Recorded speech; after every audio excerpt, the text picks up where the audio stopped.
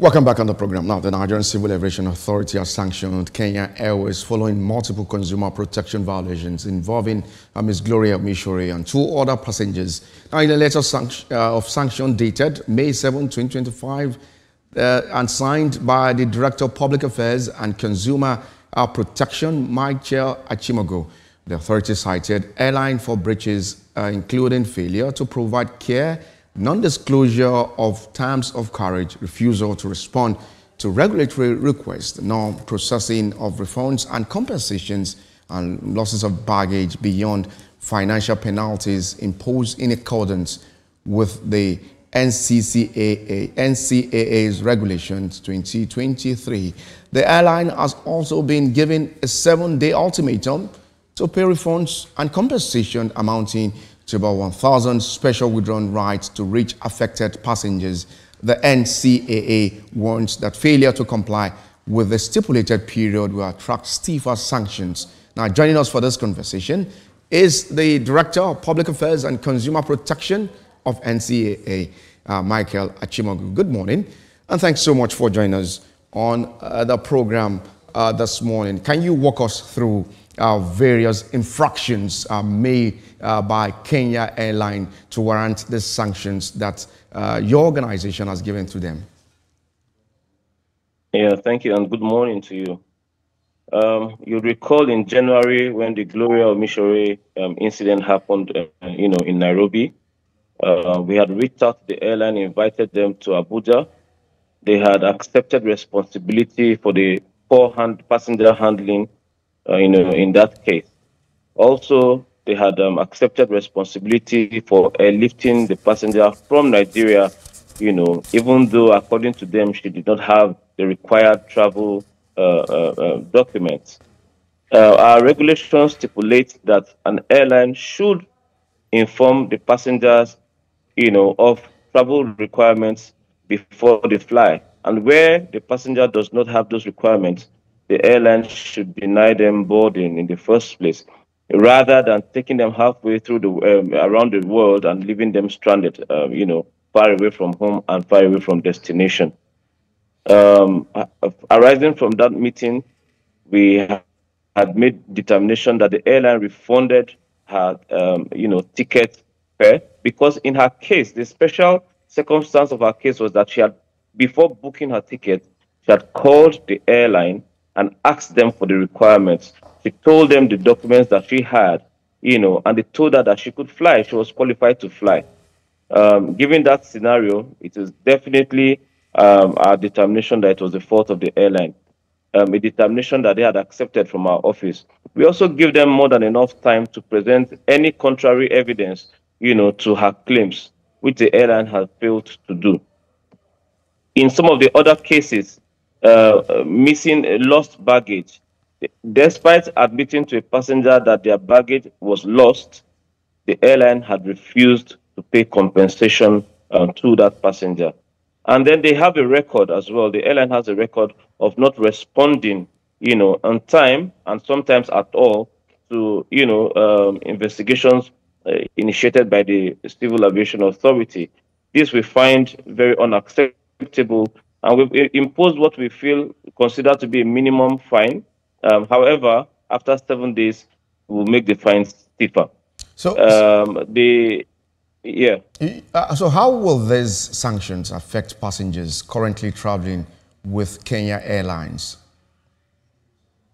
It doesn't affect passengers. The operations of the airline are going on as normal. Nothing stops the operations for now.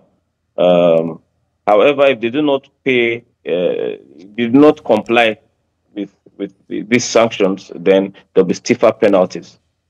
So the key of passengers ensuring that they have enough compensations is due at this time. But tell us, at what point can these passengers know their rights and enforce such rights with the backing of your organization? First of all, we have encouraged passengers to study the NCAA regulations 2023. It's called Part 19 of the regulations. That's the part of the regulations that have to do with consumer rights and responsibilities.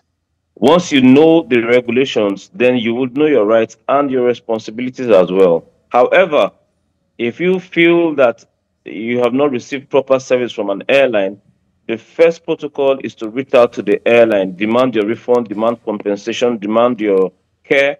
But where the airline has failed to provide any of those, then you can come to the CAA and will help to ensure compliance with the regulations. So what message is NCAA trying to convey to other airlines operating in Nigeria with these sanctions that you have given to Kenya Airlines?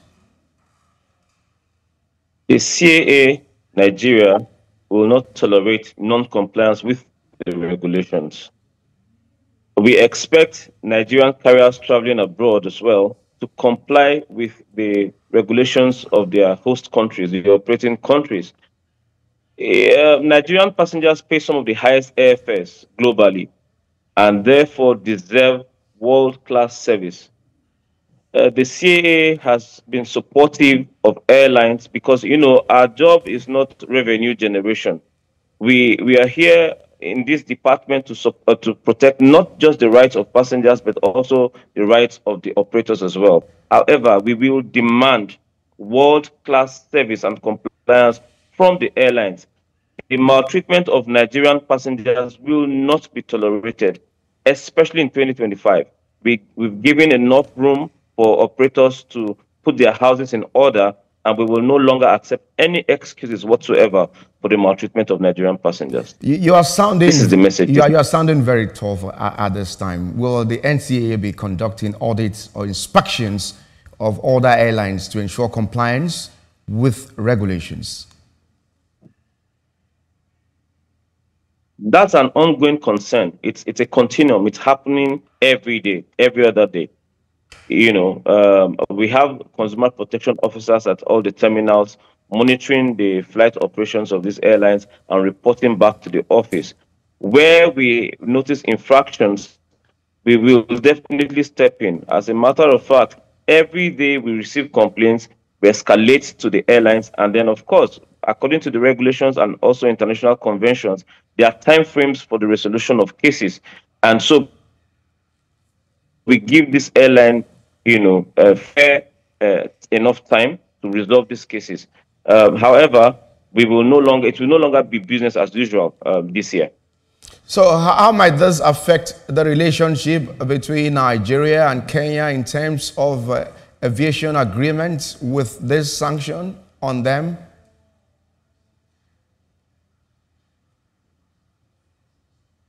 Sanctions come with the territory.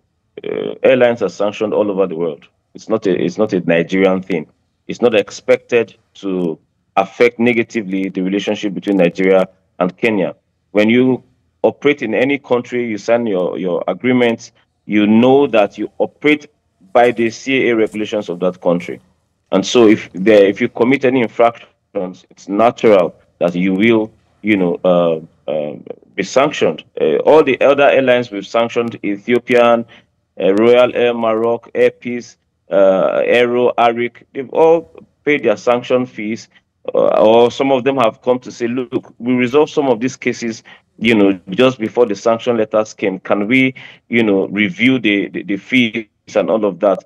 The aim of these sanctions is not to raise money for the CAA. It is to ensure compliance and improve the services of these airlines. And any airline who feel that being sanctioned will strain the relationship is not ready for business. So what steps will Kenya Airways need to take to lift the sanctions and comply with NCAA regulations? Within the 7 days given to the airline, they must comply with the instructions of the sanction letter. And after that, we'll have a meeting with them and discuss ways they can improve their services to Nigerians. By the way, I must state also that there's a truckload of complaints against the airline still going through processing, and they may be facing even stiffer sanctions than this one, even if they do comply with the letters of this particular instruction. Before I let you go on the program this morning, will there be any repercussions for Kenya Airways staff or management involved in the infraction? Would there be any repercussion for them?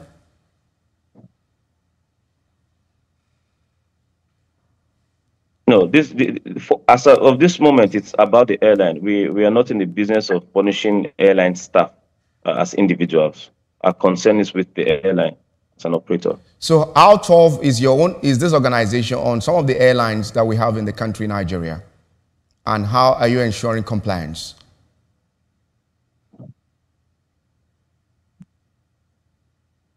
Well, you see, we operate within the ambit of the regulations and international conventions. Sometimes some of the complaints passengers bring forward may not necessarily be the fault of the airline, and not every passenger complaint means that the passenger is right to complain.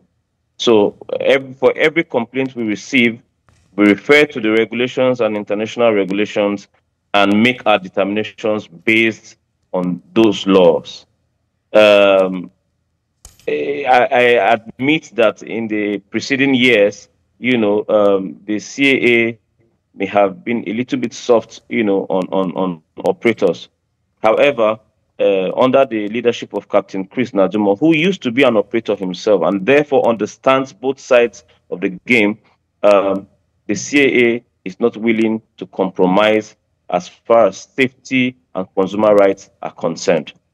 We hold regular stakeholder engagement with these airlines. Last year, we had the highest volume of stakeholder engagement in the history of the CAA. And that's why we're able to achieve also the highest number of refunds and compensations. We'll do much better this year. But if we need to enforce compliance ceaselessly until we achieve the world-class service Nigerians deserve, then we will do so.